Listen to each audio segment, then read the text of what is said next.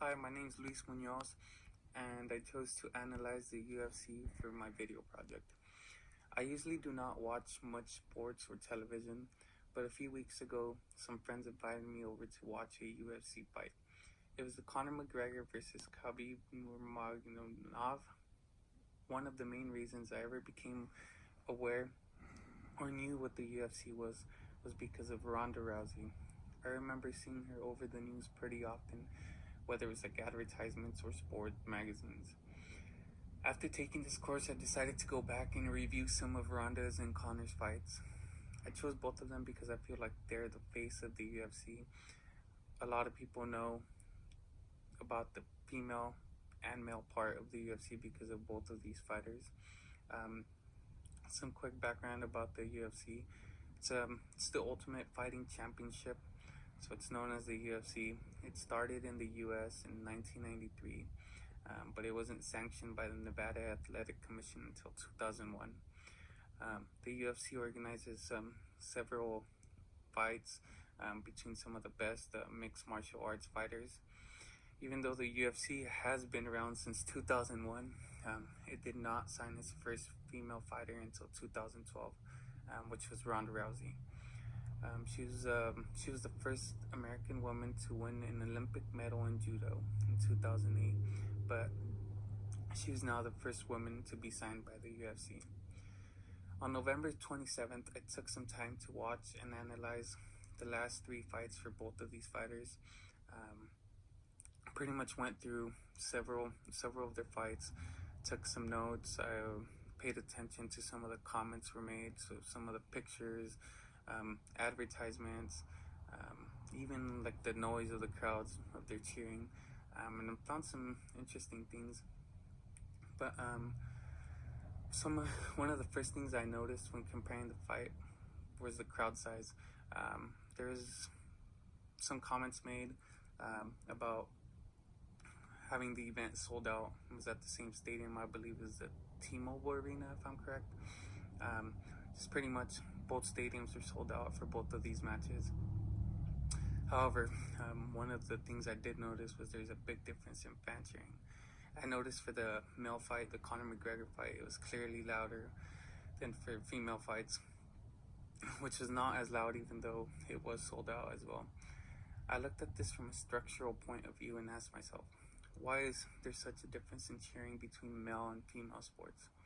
I know society perceives males as a dominant figure, one that is stronger, holds higher positions, and can be extremely athletic. Many people still have orthodox gender ideologies that take a two-sex approach. Coakley defines orthodox gender ideology as beliefs and ideas used by people to define people as male or female. In some households, it used to be that a female stays at home, takes care of the children, and cleans up, while the male was the head of the household, usually went out and worked. I feel like society has not fully embraced females as being just as valuable and capable as male in sports, especially in an aggressive sport like UFC, where athletes get very physical, hurt, and bloody themselves. This is likely to go against most of society's views on appropriate gender femininity to differentiate males and females. When I reviewed the Conor McGregor fight versus Nate Diaz, I paid attention to the comments being made. I heard more statistics like 30 pro fights and 22nd in the UFC, indicating their valuable experience. When Nick was fighting, a comment was made that he will fight until he no longer can. I heard comments like this that made me feel and see him as a warrior, like comments like fatigue should not be a problem. It just showed me they were prepared and ready to fight until the end. Or when fighters are bloody and beating each other up, I heard comments like, this is what the world was hoping for. When I analyzed the two fights between them, they were shorter. Between the females, they were shorter. Not because their rounds were shorter, but they just lasted less. Ronda Rousey versus Amanda Nunes, and then I saw the Ronda Rousey versus Holly Holm.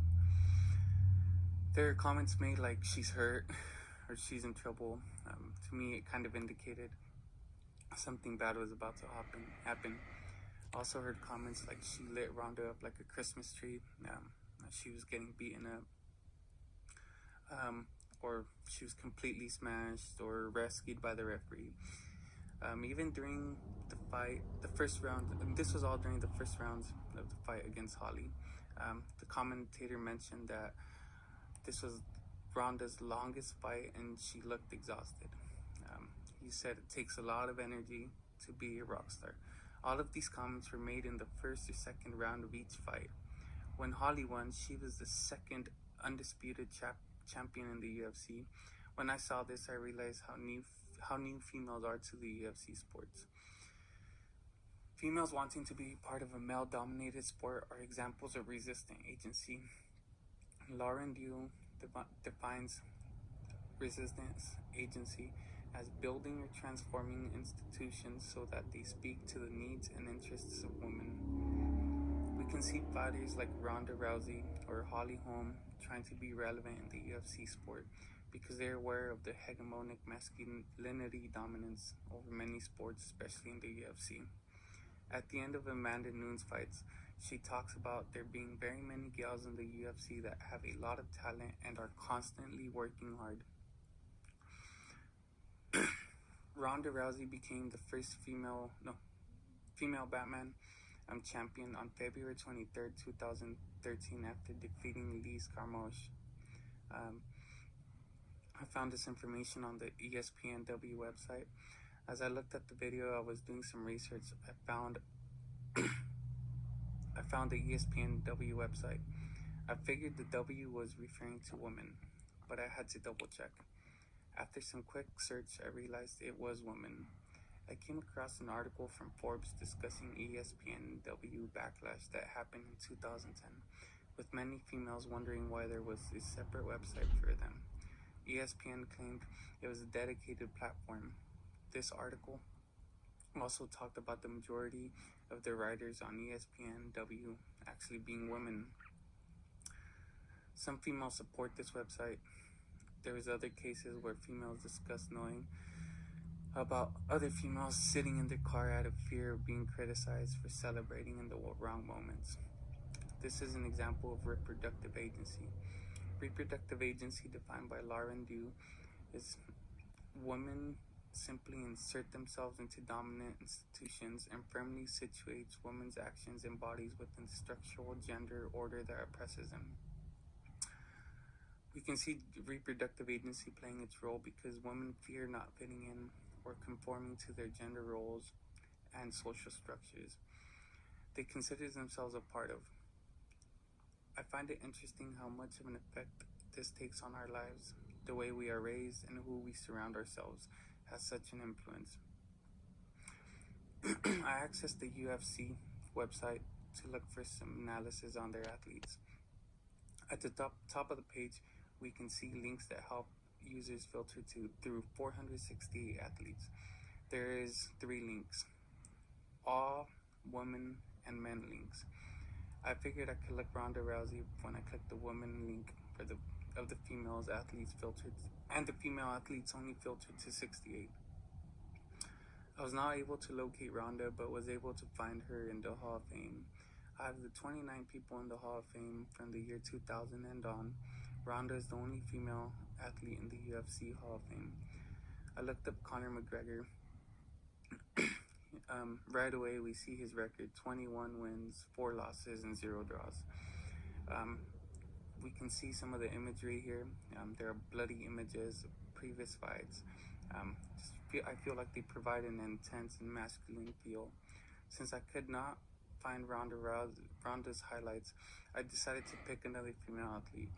Many of the 68 females did not have very long records, so I picked Jessica Aguilar, simply known as Jag. I picked her because she holds a record of 20 wins, 7 losses, and 0 draws. I wanted to make sure it was another athlete with enough fights for there to be some sort of bloody images that depicted fighting. Instead, I see a picture of her looking serious, and lower bottom of the page we see other female athletes celebrating with a smile, or athletes like Ronda Rousey dressed in tight dresses, hair done, and makeup done. I found it interesting. I was hoping to see some sort of fighting, punching, or bloody scenes. After reviewing their website, I can better understand some of the social structures that have been formed around the UFC sport. Just like many sports discussed in this class, they are male-centered and male-dominated. Supporters of the sport like UFC still don't understand some of the inequities and they are in coverage, advertisement, and promotions of sports like the UFC. I also did some research to analyze some of the UFC rules and regulations. I found that there had been differences in some rules, but the UFC follows rules set by the United Rules of Mixed Martial Arts. I came across an article talking about proposed changes to female attire to prevent wardrobe malfunctions. This would mean like they can't wear loose clothing like tank tops. The patriarchal culture that surrounds society and sports has an effect on our gender ideologies that form our societies and greatly influence our sports. I will end this video with 3 questions. Are athletes like Ronda Rousey going against the characteristics and abilities that define females? If they are, who or what influenced this definition upon you?